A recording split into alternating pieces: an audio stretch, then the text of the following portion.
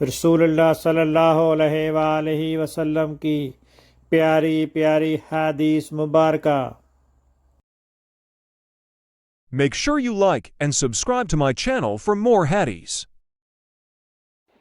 ابو ہریرہ رضی اللہ تعالیٰ عنہ سے روایت ہے کہ نبی صلی اللہ علیہ وسلم نے فرمایا، جب نماز کے لیے اذان دی جاتی ہے تو شیطان بھاگتا ہوا بڑی تیزی کے ساتھ پیٹھ موڑ کر بھاگتا ہے تاکہ اذان کی آواز نہ سن سکے، اور جب اذان ختم ہو جاتی ہے تو پھر واپس آ جاتا ہے، لیکن جو ہی تکبیر شروع ہوئی وہ پھر پیٹھ موڑ کر بھاگتا ہے۔